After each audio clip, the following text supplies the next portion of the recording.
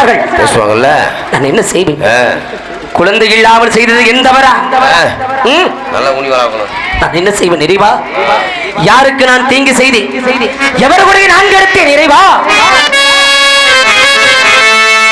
பிள்ளையில்லா பாவி என்று பிள்ளையில்லா பாவி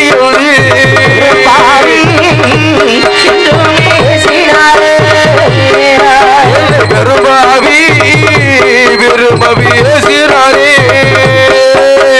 மக்களில்லா பாவி என்று மக்களில்லா பாவி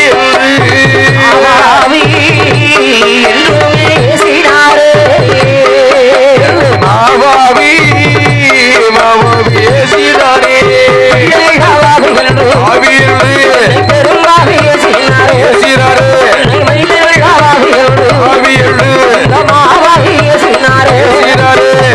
பிள்ளைகளா பாவிகள் என்னை பெரும்பாவி பேசினாரே.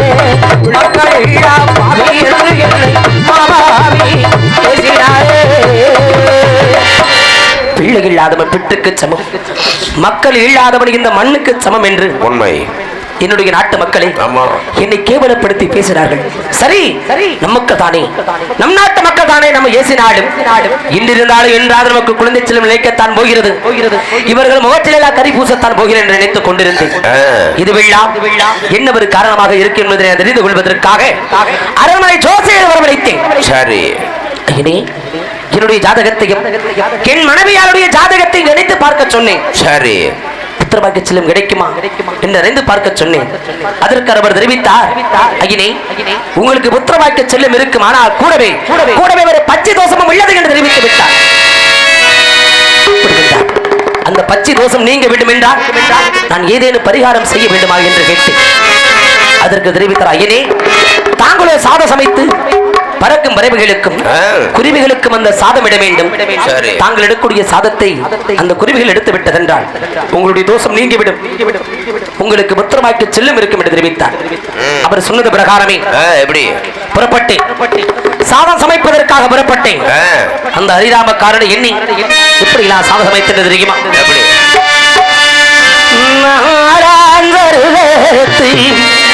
என் மகனை அடிக்கிடத்தை நீரெடுத்து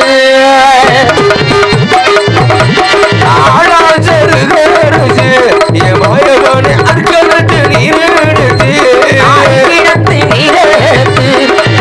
மகனை அக்கிரையா சாதரி நீரெடுத்து என் மாயவனை அக்கிரையா சாதரி ஆக்கி வச்ச சாதரி மாயவாணி ஆண்டாக ஆக்கி வச்ச சாதரி மாயவனை ஆக்காக ஆழந்தாருகிறது என் நாயவனை அடிக்கினத்து நீரெடுத்து ஆழந்தாரு கருச்சு என் மாயவனை அருகடுத்து நீரெடுத்து ஆக்கி வச்ச சாதக்கரி மாயவனை ஆண்டாக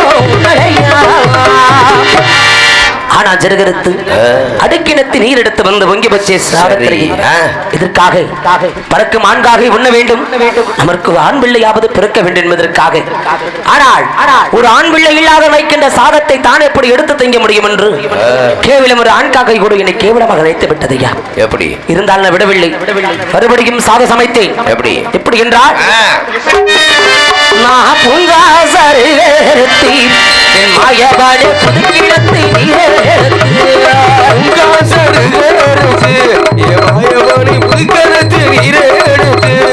புதுக்கரத்தை நீரெடுத்து என் மாயவர்க்கு புத்திரைய சாதகரி நீரெடுத்து என் மாயவனை பொங்கிரைய சாதகரி பிள்ளையா சாதகரி மாயவானை பெண்ணாக முன்னேறையோ பிள்ளையில்லா சாதகம் என்று என் மாயவனை பெண்காக உள்ளவில்லை.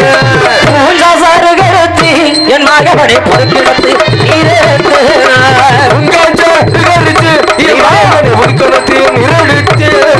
நான் பொங்கி வச்ச சாதக்கரி பொங்கி வச்ச சாதக்கரி மாயவனை பெண்காகவும் முன்னிலையா பொங்க சருகெடுத்து புதுக்கிணத்து நீர் எடுத்து வந்து பொங்கி வச்சு சாதக்கிற எதற்காக? ஒரு பெண்காக ஒண்ணு வேண்டுமே, நமக்கு ஒரு பெண் பிள்ளையாவது பிறக்க வேண்டுமே என்பதற்காக. ஆனால் கேவலம் ஒரு பெண் பிள்ளை கூட இல்லாத வைக்கின்ற சாதத்தை தான் எப்படி எடுத்து திங்க முடியும் என்று கேவலம் ஒரு பெண்காக கூட என்னை கேவலமாக நினைத்து விட்டது. நான் இருப்பதை விட இருப்பதை மேல நினைத்து விட்டேன். எதற்காக என்னை படைத்தாய் இந்த பூலோகத்தில்? ஒரு மனிதன் எந்த குறை கொண்டு வேணாலும் வாழ்ந்து விடலாம்.